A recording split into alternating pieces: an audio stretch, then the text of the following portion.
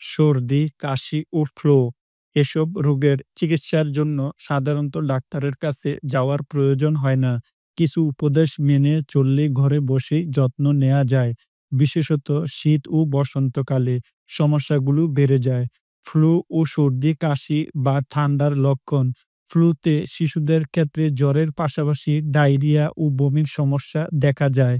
সেই সাথে শিশুর কান ব্যথা হতে পারে এবং চঞ্চলতা কমে যেতে পারে।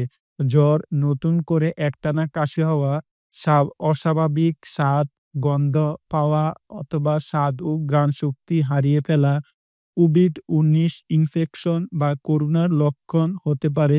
ঘরোয়া চিকিৎসা: বিশ্রাম নিন ও পর্যাপ্ত পরিমাণে ঘুমান, শরীর উষ্ণ রাখুন, প্রচুর পরিমাণে পানি পান করুন। পানির পাশাপাশি তরল খাবারও উপকারী, যেমন ফলের জুস, চিড়া, পানি, ডাবের পানি, স্যুপ ইত্যাদি।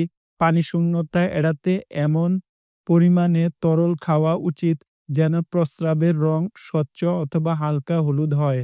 গলা ব্যথা উপশমের জন্য লবণ মিশিয়ে কুসুম গরম পানি দিয়ে গড়গড়া করুন। তবে ছোট শিশুরা ঠিকমতো গড়গড়া করতে পারে না বলে তাদের ক্ষেত্রে এই পরামর্শ প্রযোজ্য নয়। কাশি উপশমের জন্য মধু খেতে পারেন। ১ বছরের কম বয়সী বাচ্চাদের জন্য এই পরামর্শ প্রযোজ্য নয়। ফ্লু ও সর্দি কাশির ঔষধ: প্যারাসিটামল। জ্বর ও ব্যথার জন্য প্যারাসিটামল সেবন করতে পারেন। তবে প্যারাসিটামল সেবন চলাকালে অন্য কোনো ব্যথার ঔষধ, কফ সিরাপ অথবা সর্দি কাশির হার্বাল ঔষধ সেবনের বিষয়ে সতর্ক থাকতে হবে। কারণ এসবের অনেকগুলোতে প্যারাসিটামল থাকে।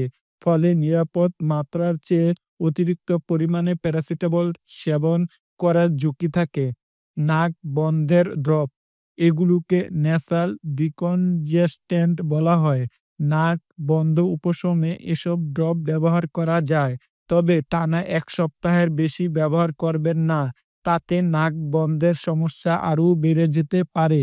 ১ সপ্তাহেও উন্নতি না হলে ডাক্তারের পরামর্শ নিবেন। ৬ বছরের কম বয়সী শিশুদের এসব ড্রপ দিবেন না। ডাক্তারের পরামর্শে ৬ থেকে ১২ বছর বয়সী শিশুদের এ ধরনের ড্রপ দেওয়া যেতে পারে।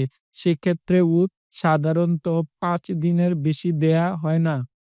কোফ সিরাপ: কাশি বেশি হলে সর্দি কাশির ঔষধ বা কোফ সিরাপ ব্যবহার করা যেতে পারে। অ্যান্টিহিস্টামিন: নাক থেকে পানি পড়া এবং হাঁচি কমানোর জন্য ডাক্তার এই ধরনের ঔষধ সেবনের পরামর্শ দিতে পারেন। এগুলো কারো কারো কাছে অ্যালার্জির ঔষধ হিসেবেও পরিচিত। অ্যান্টিভাইরাল: সাধারণত ফ্লু এর চিকিৎসায় বিশেষ কোনো ঔষধের দরকার হয় না। তবে যাদের ফ্লু এর তীব্র লক্ষণ দেখা দেয় এবং জটিলতায় আক্রান্ত হওয়ার ঝুঁকি বেশি, তারা ডাক্তারের পরামর্শ অনুযায়ী অ্যান্টিভাইরাল ঔষধ সেবন করতে পারেন। যখন ডাক্তারের কাছে যেতে হবে: ফ্লু এর ক্ষেত্রে ৭ দিনের বেশি এবং সর্দি কাশির ক্ষেত্রে ৩ সপ্তাহের বেশি সময় ধরে লক্ষণ থাকলে ডাক্তারের কাছে যেতে হবে।